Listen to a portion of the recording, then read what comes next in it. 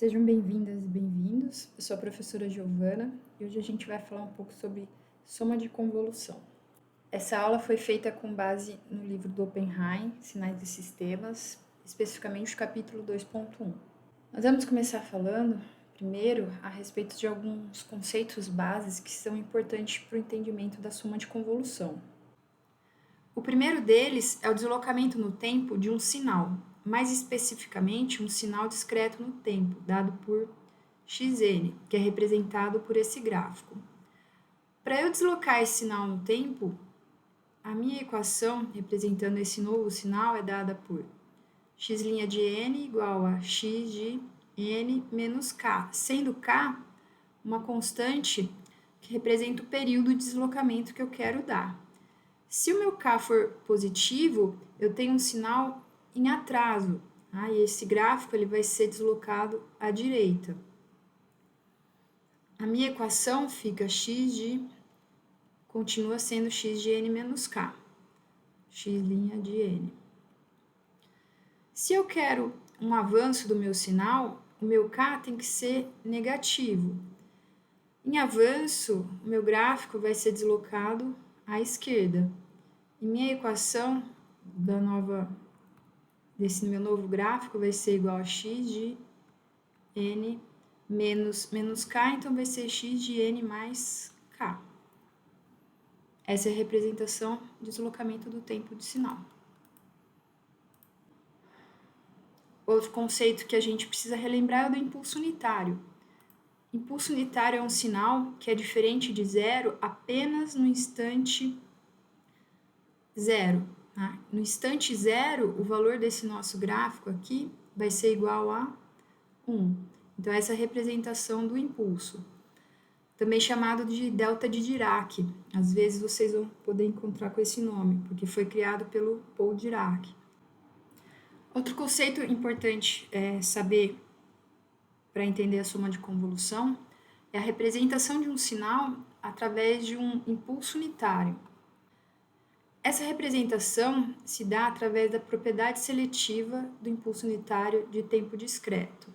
Essa propriedade é dada por essa equação aqui, em que um sinal de entrada x de n vai ser representado pela somatória da multiplicação de um valor constante x de k, para cada instante no tempo eu vou ter um valor de x, e multiplicado pelo impulso unitário deslocado no tempo. Então, quando eu falo que o meu sinal aqui, xn, é a somatória de uma função dependente de k, e esse k eu vou variar pelo todo o espectro de menos infinito até infinito, quer dizer que eu estou fazendo uma varredura no tempo, de sinais de impulso unitário deslocado, então o nosso impulso original lá tem o valor 1, quando a unidade de tempo é igual a 0. Quando eu falo que eu estou deslocando aqui, o meu sinal em menos k, de menos infinito até infinito, quer dizer que para cada instante k, eu estou colocando aqui o meu impulso unitário, supondo que isso aqui era uma reta, eu estou colocando o meu impulso unitário num local diferente no tempo. E além disso, eu estou multiplicando por uma constante aqui que vale x de k, que é o valor de x para cada um dos casos. Então, essa equação representa uma sequência arbitrária como combinação linear dos impulsos unitários deslocados delta de n menos k, em que os pesos nessa combinação linear são x de k. Essa propriedade é importante, pois representa x de n como uma superposição de versões ponderadas de um conjunto muito simples de funções elementares, no caso, os impulsos unitários deslocados no tempo, sendo que cada um deles é diferente de zero em um único instante de tempo especificado pelo valor correspondente de k. O que eu te afirmo com essa propriedade é que qualquer sistema de tempo discreto pode ser representado como uma combinação linear de impulsos unitários deslocados, pois um sinal de tempo discreto é uma sequência de impulsos discretos individuais. Ou seja, um impulso unitário de tempo discreto pode ser usado para formar qualquer sinal de tempo discreto. Vamos ver um exemplo para facilitar esse entendimento. Então, eu disse que qualquer sinal de tempo discreto pode ser representado por uma combinação de impulsos unitários ponderados. Se eu pegar meu impulso unitário, delta de n, o que ele é? Quando o n é igual a 0, ele tem um valor igual a 1. Se eu desloco ele no tempo, em avanço, faço delta de n menos 1, ou seja, delta de n mais 1, em avanço ele vai para a esquerda. Então, onde aqui era 0, agora ele vai para menos 1 no tempo. E aqui o valor 1, continua sendo a amplitude 1. Isso sucessivamente para todos os valores em avanço. Aqui no caso, mais 2. Então, no instante menos 2, o meu impulso é representado por essa equação, n mais 2, delta de n mais 2, e ele tem o valor de amplitude 1. Em atraso é a mesma coisa. Aqui o meu delta de n menos 1, né, meu k é positivo. Então, no instante 1 positivo, meu delta está aqui. E atraso de novo, agora um período de 2 unidades. Esse vai ser o delta de n menos 2. Então, avanço foi para a esquerda, atraso foi para a direita. Se eu somar todos esses impulsos no tempo, o que eu vou ter como resposta é uma sequência aqui de impulsos, né, que vai de menos 3, menos 2, menos 1, na realidade menos 2 eu comecei ali, né? Menos 2, menos 1, 0, 1, 2. A soma desses impulsos aqui vai me dar esse sinal. Então, se eu fizer um somatório de menos infinito até infinito dos impulsos unitários, eu vou ter esse sinal. Mas, para representar o meu sinal original x de n, eu vou também fazer uma ponderação sobre cada um desses impulsos aqui deslocados no tempo. Então, para o k igual a menos 2, que é essa representação aqui. Para o k igual a menos 2, quanto que vale o x de k? Então, no tempo menos 2, o meu x de k vai ter este valor aqui. Eu não sei bem ao certo quanto é, mas eu vou chutar aqui que vale 1,5 de amplitude. Tá? Então, o k sendo igual a o x de menos 2 vai ser igual a 1,5 positivo. O que eu vou fazer? Eu vou pegar esse 1,5, multiplicar pelo meu delta. O que eu tenho como resultado é esse delta aqui, deslocado no tempo em 2 unidades em avanço, né? E ponderado pelo valor da entrada no instante menos 2. Então, a amplitude aqui desse impulso vai ser de 1,5. Tá? E quando k for igual a menos 1, que é a representação aqui. Quando k é igual a menos 1, o x de k, então no instante menos 1, o x de k ele vai ser aqui, vou chutar também, igual a menos 1. Então, o valor de x no instante menos 1 vai ser igual a menos 1. Então, eu vou multiplicar esse menos 1, né, essa fórmula aqui, eu vou multiplicar menos 1 pelo delta deslocado no tempo. O que eu tenho aqui, ó, eu multipliquei o meu delta deslocado em avanço de uma unidade, multipliquei por x de k igual a menos 1. Eu vou obter esse sinal de resposta. Quando o meu k agora é igual a 0, quanto vale o x de k? X de 0. Então, agora no instante 0, o x, que é o meu sinal de entrada, ele tem um valor aqui que eu vou chutar 2. Então, x no instante 0 é igual a 2. eu faço 2 vezes o meu delta, que no caso ele não está deslocado, né? Ele está no instante zero. E a resposta vai ser esse gráfico aqui, do delta com duas unidades de amplitude. E assim sucessivamente. Quando eu tenho k igual a 1 positivo, agora em atraso, meu sinal, meu delta em atraso, eu tenho que o x de 1 vai ser igual a, no instante 1, a minha entrada vale 1. Né? Então, x de 1 é igual a 1. Eu vou multiplicar 1 pelo meu delta deslocado no tempo, que é este aqui. Né? Então, eu vou obter essa resposta aqui. E quando k é igual a 2, o x, a minha entrada no instante 2, tem o valor aqui, menos 2. Então, vale menos 2. O menos 2, que é o x no instante 2, eu multiplico pelo delta deslocado. E vou obter este sinal aqui, o impulso no instante 2, com o valor de amplitude menos 2. Então, essa aqui é a representação de sinal através de impulsos. Então, eu peguei o meu sinal, impulso unitário, e fiz uma varredura nele, deslocando ele no tempo, né? E, além disso, para cada unidade de tempo aqui que eu desloquei ele, eu coloquei uma amplitude. E essa amplitude vai ser relativa, então, é que vai dar a cara do meu sinal discreto no tempo. Por exemplo, como eu represento um degrau unitário, né? Degrau o que é? Ele é um sinal que tem valor 1, porque ele é unitário, né? Somente a partir do instante zero. Antes do instante zero, ele só leva valores iguais a zero, né? Que é o que está representado aqui nessa equação. Então, eu pego aquela fórmula para representar a nossa propriedade seletiva de impulso unitário, para representar qualquer sinal através de uma soma de impulsos unitários deslocados e ponderados, né? E adapto para esse meu sinal de degrau unitário.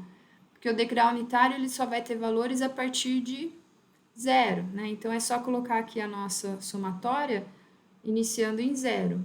E o x de k, como é unitário, o x de k vai ser sempre igual a 1. Então, ele não precisa ser representado aqui, né? Que resulta na nossa fórmula para representar o degrau unitário através da propriedade seletiva do impulso unitário. E para fechar nossos conceitos base para entender a soma de convolução, a gente tem que falar sobre os sistemas, as propriedades de linearidade e de invariância no tempo.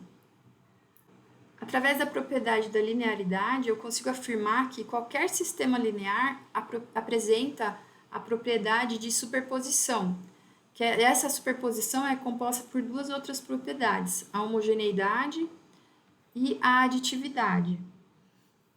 Então, o sistema é uma composição que é capaz de transformar um sinal de entrada num sinal de saída, que no caso a gente está falando sinais em tempo discreto. Através da homogeneidade, eu te afirmo que se eu multiplico a entrada por uma constante A1, a minha saída também vai ser multiplicada por uma constante A1. Então, um sistema linear, quando eu multiplico uma entrada por uma constante, a minha saída também vai ser multiplicada por uma constante. E a propriedade da aditividade me fala que se eu coloco aqui no meu sistema uma entrada x1, ele vai resultar numa saída y1. Eu vou lá e coloco uma entrada diferente, vale x2. Eu vou ter na minha saída uma outra entrada, y2. Se o sistema é linear, se eu faço uma combinação entre as duas entradas, x1 mais x2, coloco ao mesmo tempo, nesse mesmo sisteminha aqui, eu vou ter na saída uma combinação também de y1 mais y2. A combinação dessas duas propriedades, homogeneidade e aditividade, que formam para mim a propriedade da superposição.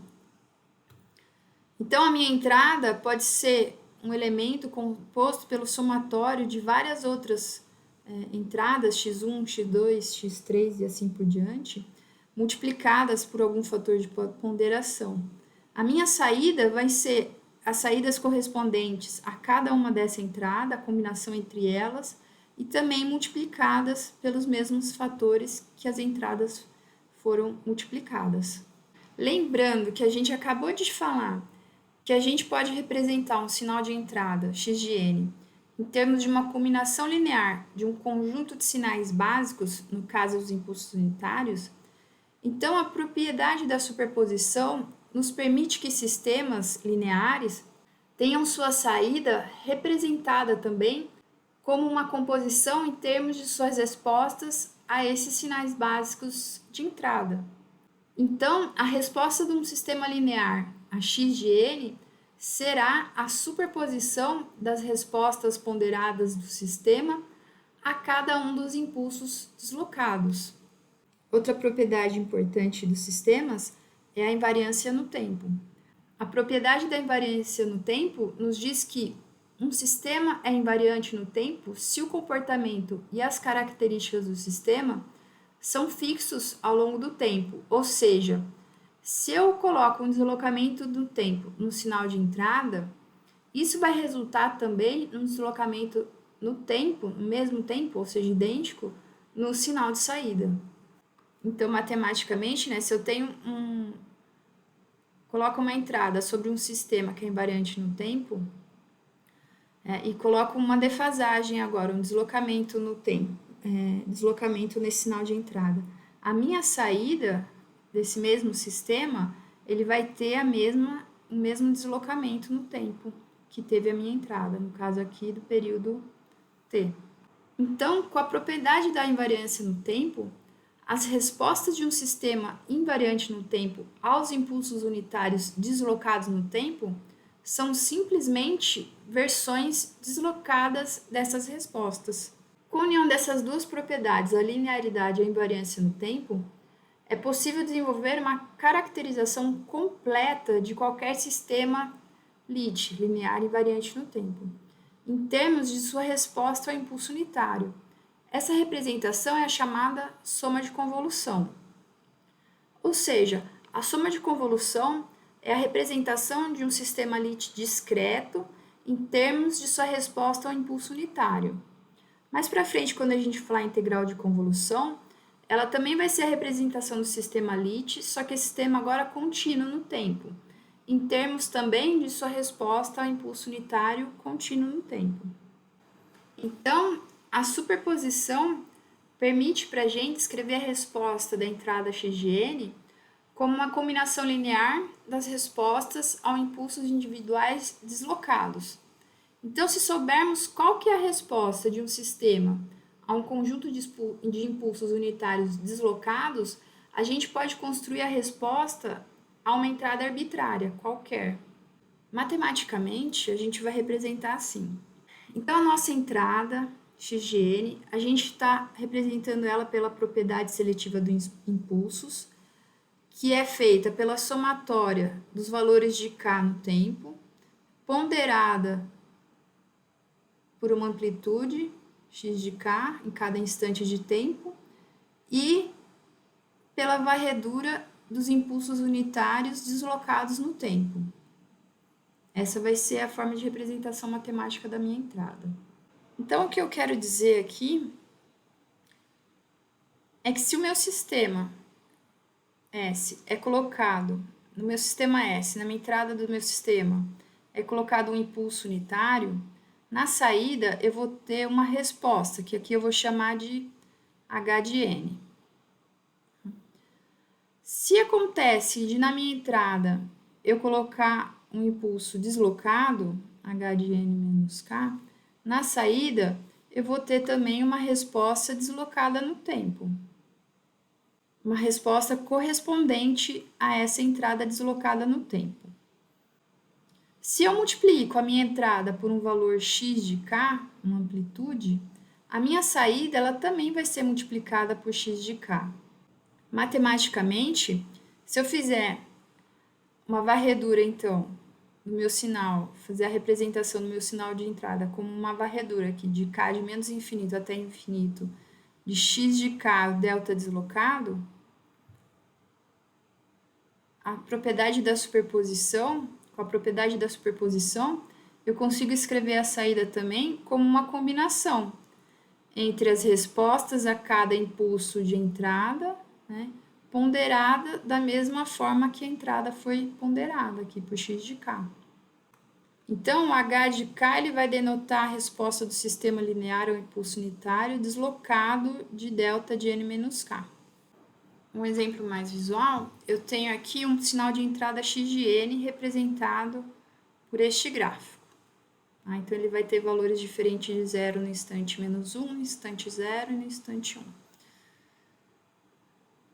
Eu vou chutar aqui que esses valores são 1, 2 e menos 2 de amplitude.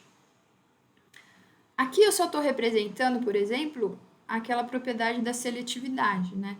Então, num instante k igual a menos 1, se eu seleciono a minha entrada só para esse instante usando um delta, um impulso unitário, é esse gráfico que eu teria como resultado. No instante k igual a 0, esse aqui é o valor da minha entrada. E no instante k igual a 1, este aqui é o valor da minha entrada. Então, no instante k igual a menos 1, meu x de k vai ser igual a menos, vamos chutar aqui que é 2. Que é o que eu falei aqui, né? No instante k igual a 0, meu x de 0 vai ser igual a 1. E no instante k igual a 1, o x de 1 é igual a amplitude dele é igual a 2. E o que eu tenho aqui, eu vou fazer uma observação primeiro. Esse exemplo aqui é um exemplo para um sistema apenas linear, tá? Não é um sistema linear invariante no tempo. Porque para ser invariante no tempo, se eu coloco uma resposta, se eu coloco um impulso na entrada igual a delta de n, eu vou ter na saída um h de n, é a minha resposta. Para ser invariante no tempo, se eu coloco um impulso deslocado no tempo, a minha resposta vai ser o mesmo impulso, a minha resposta vai ser a mesma que a anterior, só que deslocada no tempo. Tá? Aqui nesse exemplo, a gente tem para cada impulso na entrada, a gente tem uma resposta diferente na saída, por isso ele é variante no tempo. Então, essa é a resposta do meu sistema para um impulso unitário no instante menos 1, ou seja, aqui mais 1. Essa aqui é a resposta do meu sistema a um impulso unitário no instante 0. E essa daqui é a resposta do meu sistema ao impulso unitário no instante mais 1. Então, impulso deslocado no tempo assim. O que a gente quer encontrar é a saída do nosso sistema, o y de n. Né? Lembrando que nessa notação a gente escreve ele como menos infinito até infinito, x de k, h k de n. Então, o x é o valor da amplitude na entrada nesse instante k, e o h de k é o valor da resposta no instante k. Então, a gente vai analisar isso aqui por enquanto. É isso que eu quero encontrar. Então, eu vou analisar o x de k, h de k em n no tempo. Então, para k igual a menos 1, eu sei que a amplitude do meu sinal x no instante menos 1 vai ser igual a menos 2. E o meu h no instante menos 1 é dado, a minha resposta ao impulso no instante menos 1 é dado por esse sinal. Essa multiplicação, que é a que eu quero analisar uma a uma agora para cada k, então vai ser a multiplicação deste valor por este sinal que vai resultar no meu sinal final. Tá? Então, vai ser este multiplicado por menos 2. O que estava positivo fica negativo e a amplitude dobra de tamanho. E eu faço isso para todos os outros sinais, para todos os outros valores de k. Então, para k igual a 0, eu faço essa análise. O x de 0 vai ser igual a 1, multiplico pela resposta ao impulso no instante 0 e vou ter o meu resultado aqui para o instante 0. Para o k igual a 1, x no instante igual a 1 vai ser igual a 2 positivo. Olha a minha resposta ao impulso no instante 1. Faço essa multiplicação aqui e encontro a minha resposta ponderada no instante igual a 1. O y, então, eu falei que o y era o somatório, né, desta fórmulazinha aqui. A resposta ponderada, a resposta deslocada ponderada, o somatório para todos os instantes k. Então, o que a gente tem que fazer agora é fazer a soma. Quem são as respostas? São esses gráficos aqui. A resposta y de n vai ser o somatório desses gráficos. Então, no instante menos 1, eu somo esses valores. Então, chutando aqui que é menos 2, menos meio e mais 1. Vai dar um valor aqui negativo no instante menos 1. No instante igual a 0, então eu vou somar esses valores aqui. Tá? Chutando que aqui é menos 1 e aqui é mais 1. A minha resposta vai ser igual a 0 aqui na resposta final. E assim por diante, tá? Para todos os valores. E eu chego na minha resposta y de n. E aqui é só uma representação, então, como ficou. O meu x de n é o somatório de impulsos unitários e o meu y de m é o somatório das respostas a esses impulsos unitários da entrada, ambos ponderados. Tá? Esse é o gráfico de entrada e esse vai ser meu gráfico de saída. A gente estava falando de sistemas lineares, mas esses exemplos eram para sistemas variantes no tempo. Quando a gente fala em sistema LIT, ou seja, linear invariante no tempo, a coisa muda um pouquinho, fica mais simples o entendimento. Então, o que eu estou falando agora é que num sistema que seja linear invariante no tempo, eu coloco um degrau unitário, eu coloco um impulso unitário na entrada. A minha saída vai ser uma resposta a esse impulso unitário. Se eu estou falando de um sistema que é também invariante no tempo, quando eu coloco um deslocamento no tempo na entrada, a minha saída vai ser a mesma que a anterior, só que com um deslocamento no tempo. Então, agora, ao invés de representar a minha saída com h de k, eu passo a representar a minha saída como h de n menos k, porque eu estou representando que é a mesma, só que deslocada no tempo. Se, além disso, eu multiplico a minha entrada, lembra a propriedade da homogeneidade da superposição? Se eu multiplico a minha entrada por uma constante, que é um valor qualquer, x de k, eu vou ter na minha saída também multiplicada pelo mesmo valor. E a propriedade da superposição, a parte da aditividade dela, me fala que se eu colocar diversas entradas no meu sistema, a minha saída vai ser uma combinação também aditiva das respostas a essas entradas. No caso, respostas H ao impulso unitário deslocadas no tempo e ponderadas por x de k.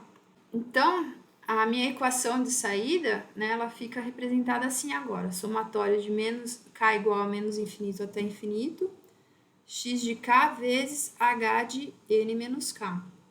Essa equação expressa a resposta de um sistema LIT, linear invariante no tempo, a uma entrada arbitrária em termos de resposta do sistema ao impulso unitário. Eu não falei que o meu H é a resposta do meu sistema a uma entrada delta de n? Então, eu fiz uma combinação aqui de respostas ao impulso deslocadas no tempo e ponderadas. Então, essa equação é a resposta de um sistema LIT a uma entrada arbitrária em termos da resposta do sistema ao impulso unitário.